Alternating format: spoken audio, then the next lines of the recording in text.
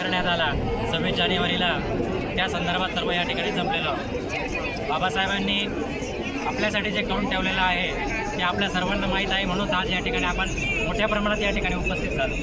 परंतु आज माहोल भारतामध्ये जर विचार केला, भारतीय संविधानावर होणारे जे हल्ले आहेत ते मोठ्या प्रमाणात होत आहे, परंतु आपण आजही झोपलेलो आहोत. आपल्याला असं वाटतं की कधीतरी ओबीसी समाज जागा होईल, आपल्याला असं वाटतं कधीतरी आदिवासी जागा होईल आणि कोणीतरी दलित समाज जागा होईल. तर असं काही होणार नाही.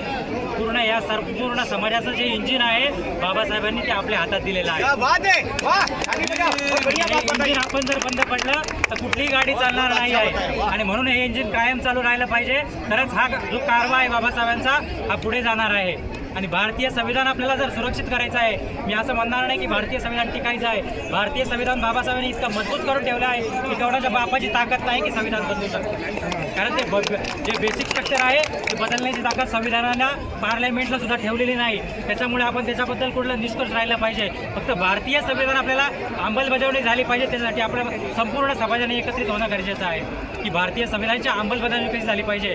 तर या ठिकाणी पालकमंत्री जे होते, पालकमंत्र्यांच्या ज्या स्क्रिप्टमध्ये बाबासाहेबांचं नाव टाकण्यात आलं नाही. अरे ज्यांनी घटना लिहिली त्या घटनाकाराला जर तुम्ही विसरले तर तुम्ही पालकमंत्री कसे काय झाले.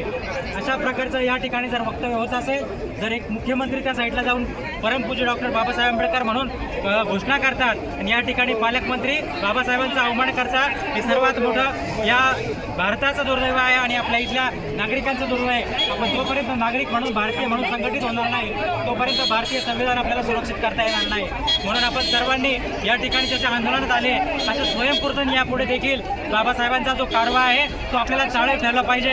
आणि हा इंजिन जर बंद पडलं तर सगळे डबे बंद पडतील. म्हणून हे इंजिन म्हणून आपण पुढे चालत राहिलं पाहिजे. आणि मग मागे एसटीचा डबा हा जुडणार आहे. ज्याप्रमाणे संपूर्ण भारतभर आदिवासी देखील पेटतो आहे आणि आपण देखील त्याचप्रमाणे महाराष्ट्र जर काम करू शकलो तर निश्चितपणे भारतभर हे आपल्याला काम करायला वेळ लागणार नाही. म्हणून मी या ठिकाणी सर्वांना विनंती करतो की या ठिकाणी जो इंजिन आपलं चालू झालेला आहे त्याला कुठेही बंद पडू देऊ नका आणि हे सतत पुढे चालू द्या. म्हणजे जो खऱ्या अर्थाने आपल्या हातात जरी सत्ता जरी नसली परंतु बाबासाहेबांनी भारतीय संविधानाच्या अधिकार जे आपल्याला दिलेले आहे त्याच्या आधारित आपल्याला ही सर्व लढाई आहे की आपल्याला लढायची आहे.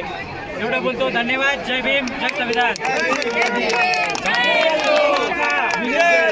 डॉक्टर बाबासाहेब आंबेडकरांचा